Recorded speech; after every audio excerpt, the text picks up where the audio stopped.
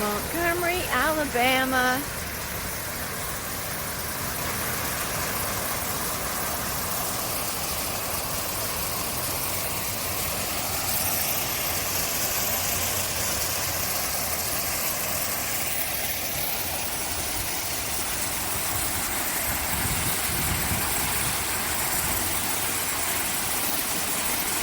The day after Mother's Day. We went to the Irish pub downtown Montgomery. Look at that. Isn't that gorgeous? Kind of like the Taj Mahal right there. It's beautiful.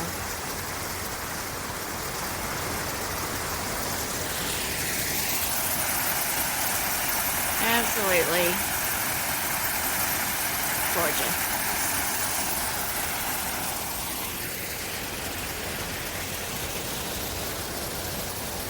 Let's see what we got over here. And we got a plaque right here too.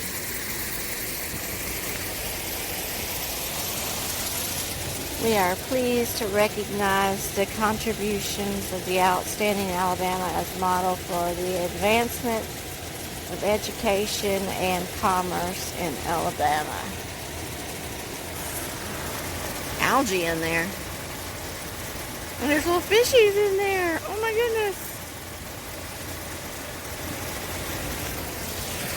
Absolutely gorgeous. I over-exaggerate, I'm sorry. How come she's not getting out? I don't know. The slave kid that says the bus boycott lasted 381 days. That sign says it lasted a year. They're both wrong. They're both wrong? It lasted 382 days. It was a leap year that year.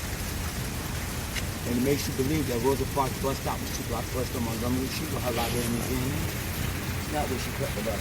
That's where she was aggressive. You see that maple leaf plaque down the road? Well, see where that tree is lit up over there?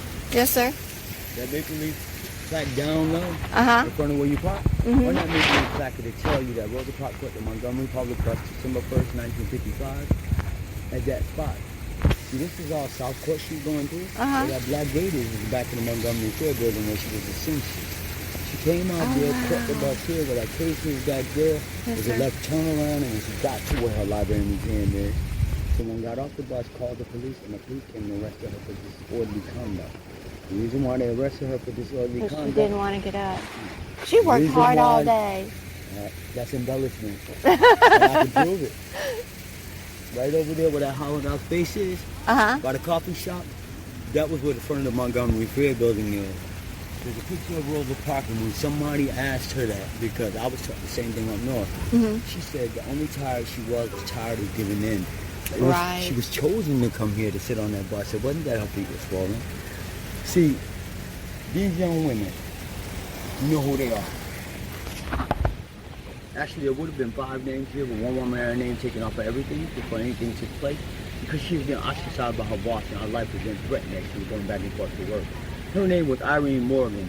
These were the young women who were named in the lawsuit, also the young women who got arrested for sitting on the bus before Rosa Parks had even sat on the bus. Claudette Copeland was the first one. She was 15 years old, pregnant, and dropout. Part of the lawsuit went through to have Rosa Parks name taken off and her name placed on there, but it didn't take place because they didn't think she was a good fit. They chose Rosa Parks because she was a better upstanding member of the black community.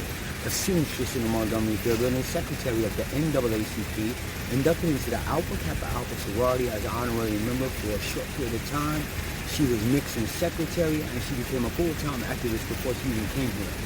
She became a full-time activist when she met Martin Luther King Jr. in Detroit at a hotel where she worked at. And at that point, she was chosen to come here to be able to sit on the bus that day. You think so? So it was planned. Yes, it was. But, I mean... No, it was planned. A lot of people think, I was born in New Jersey, and I was told that she didn't get up because her feet were swollen and her back was turning long. Right, she had a hard work, yeah.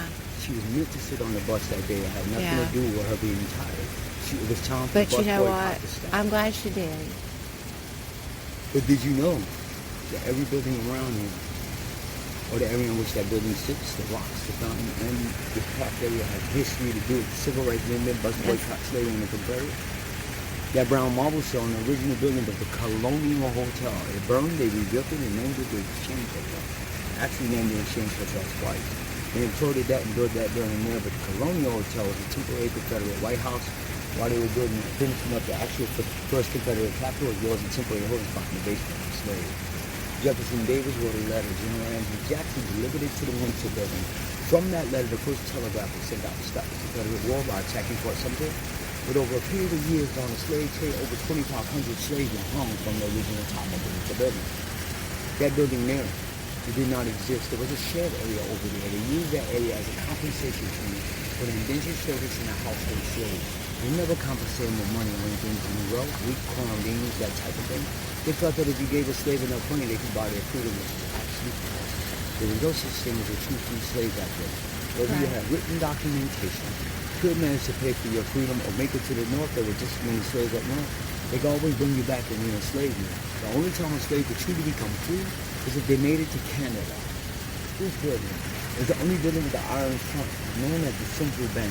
The Central Bank at the front of the Confederates were loans, and then they went bankrupt. Later it became Hyman Center, a jewelry store and jewelry broker.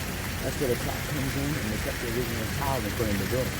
And in 2003 it became the Institute of Law and Law, and the law offices upstairs. The fountain was completely hollow. It was an artisan well that was filled in to be used at the first major epicenter of slave trade here.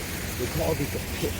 Over 1,200 slaves were killed inside there during the slave trade era, some for being disobedient, some for trying to escape the freedom. They sold livestock and cotton outside the fountain at that time and used this area as a marketplace to sell fresh fruits and produce.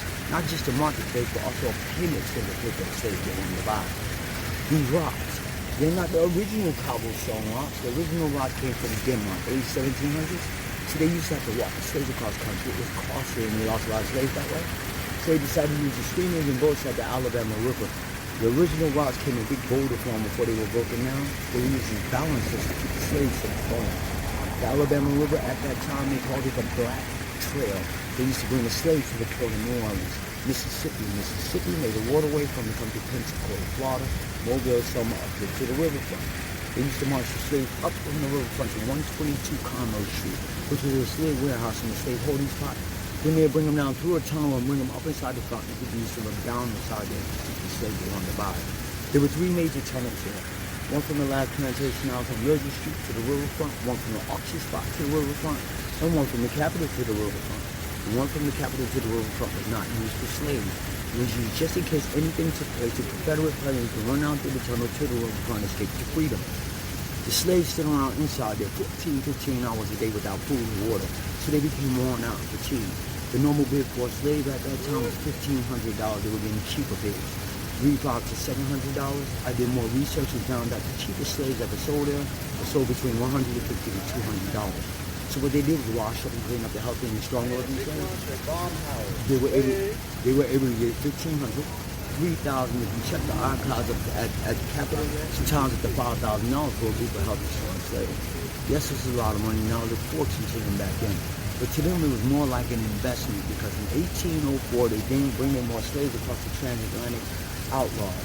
And to them, slaves were not considered human. They were considered property ownership. They had healthy, strong males and healthy, strong females. They would mate them and create healthy, strong children to either auction, sell the trade, or to keep them to work. When the Confederates lost the war here, the only major commerce here was cotton. They had huge warehouses way over that way filled with cotton. They didn't want the North to get it, so they set fire to those warehouses. All black volunteer fire departments fought those fires and put them out. Their names were the Great Eagles. When they had no more dominion over this area, the first place they went to was Brazil, and the first thing they instituted was slavery. Right now, today in Liberia, they're selling Africans into slavery legally. My name is Conte. I do have my business on Walking Man Tour Guide. I have an email, a Facebook, an Instagram, and a Twitter. I always tell people, look up my site. I'll promote on social media. Look at my site. I have a lot of pictures and a lot of information. I'm revamping some of the information because I found out more information. So I tell people to check out my site, and if they have any questions about any of the pictures or information on my site, and believe me, I know you're going to have questions. I promise. Message me, and I promise y'all that I know all the business owners too. Message me, and I promise you, I will get back to you, and I will give you the answer. 9 times out of 10, knowing me, I'll probably give you a small book. But I will give you the answer. She's like, you should have been here. I was like, I didn't. You should have been here when I gave you the time. Oh, yeah. But I recorded it. Oh, yeah. A lot of people do that. Uh-huh. And I don't mind. I have a lot of people promote me on social media.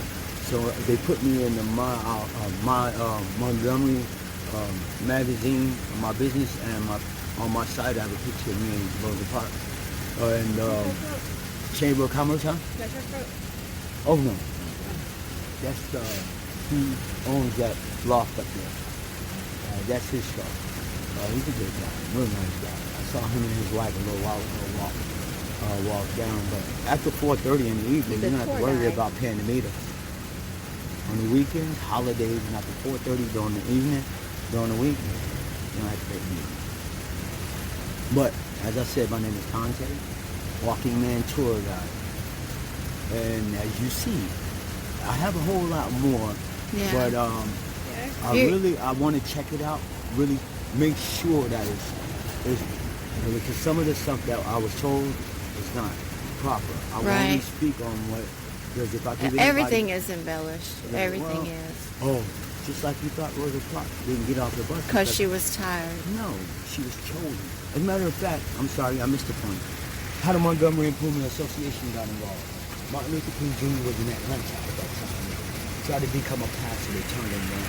He came here and became the pastor of the Dutch Dad in the church.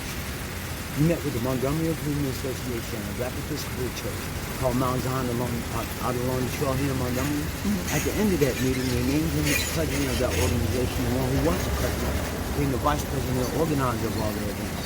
That's the very same exact time that organization and Martin Luther King Jr. got Rosa Parks out of jail December 5th, 1955, when the bus boycott actually was forward.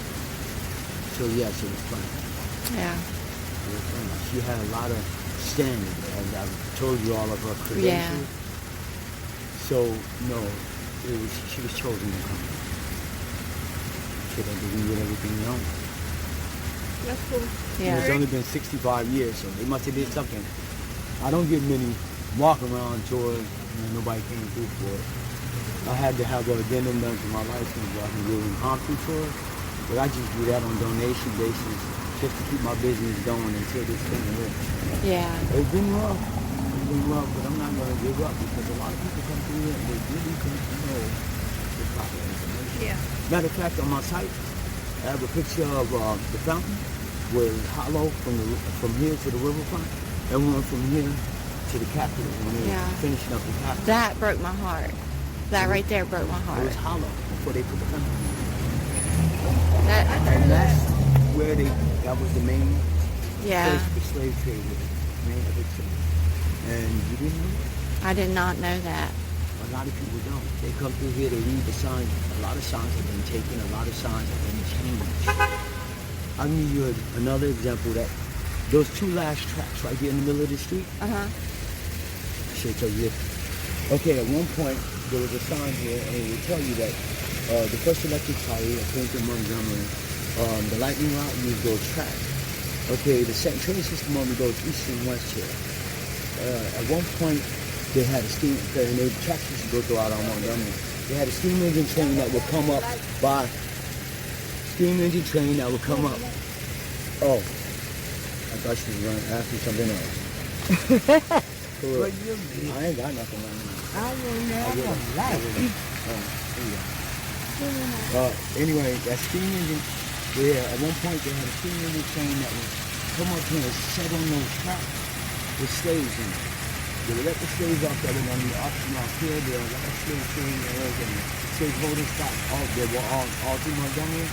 They would put the train in the back of Montgomery, dropping off the slaves and putting the slaves trading them. Also, a lot of people think that the Legacy Museum, because of what they show, it's called the Lincoln Museum. It was a memorial of peace and justice.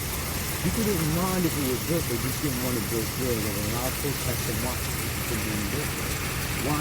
That was one of the big slave holding spots, and a lot of slaves were killed there. Yeah. When they graded the ground, they still found bones in the dirt. There's a big box inside of the museum, and no label on it. And I was told by a friend who works there, that that's a route to the day.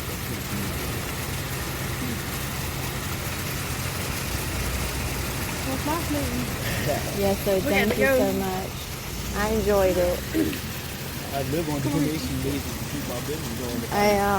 I'm sorry. I don't have any cash on me. Thank you, though. I enjoyed it. Hold on. I want to go over here. You're going to rush me off.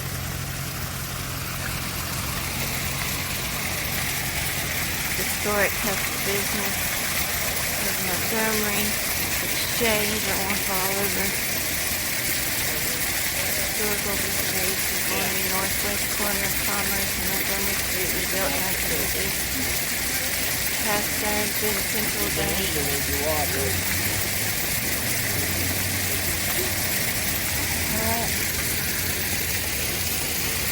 I can read it as I walk. Yeah.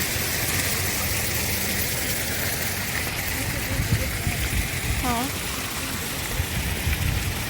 I enjoyed it though.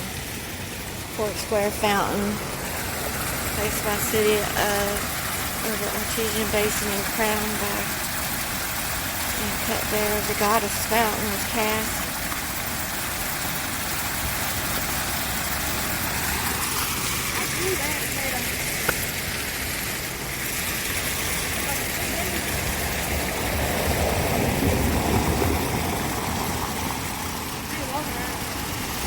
I am.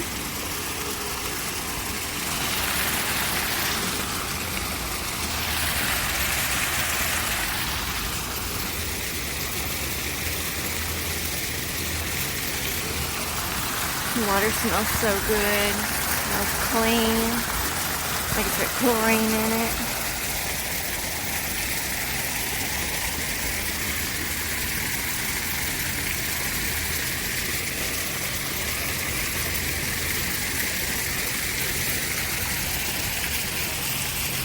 Miss Rosa Parks standing on the corner.